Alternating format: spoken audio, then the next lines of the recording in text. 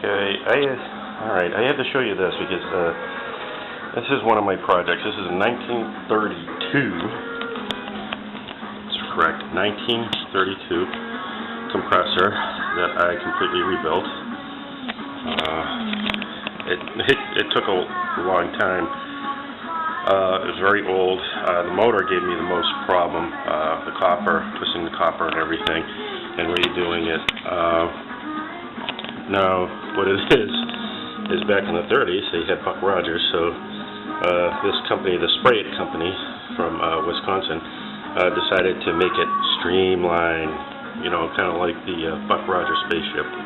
Unfortunately, I do not have the original sprayer with it. I actually sold it for $500 because it was an antique and somebody wanted it that badly. The only problem is the only thing that's not original is the gauge. The gauge it was just completely smashed, so I had to put an upgraded gauge in it and everything else. I believe this probably is not original. This piece is, but this piece isn't. It looks like just a regular plumbing hardware and everything else. Most of it was rusted. You can I'll be showing the pictures I took in all the stages as I was rebuilding this. So that's it, 1932 compressor.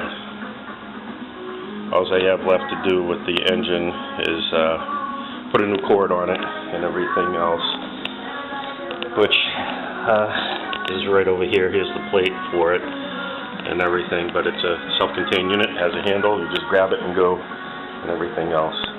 It was working, but wasn't performing as well as I wanted it to.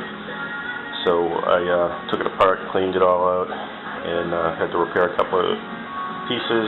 You know, the compression tank on it, the seal was broken. So I just replaced it, sealed it, and everything. Here we go, almost done. Okay. So what I did is I took the top part off. It was still kind of rusty, and cleaned it up. And here I find an S. I don't know if it has to do with, you know, the S there of Spray It company. So I don't know if it is actually original or not. Same thing with this piece here. Now this here is the relief valve. So the chamber pressure, which here is the chamber. Here's where the piston is, and of course that's the drive that the motor is what drives the piston. Looks like I'm going to have to use some line tape, put some line tape on there to make sure that the connections are leak free, because there's you notice there's a little bit of the thread is crushed or opened up a little bit. That could be where I was losing some compression also, but like I said, the seals were really bad. Okay, so now I've got the belt hooked up, and now what I gotta do is I gotta tighten the motor while keeping two pulleys aligned. Otherwise, what'll happen is the belt will keep coming off. I have to also tighten up this pulley. I think I got it pretty square. I've checked it already a couple of times with a square.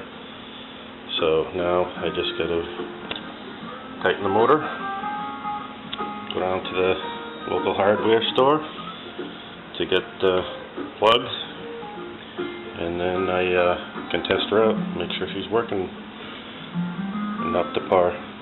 This motor was originally black. You'll see it from some of the pictures I have on YouTube and on Facebook also. You can also link up with my Facebook, and you'll see some of the other projects I've been doing.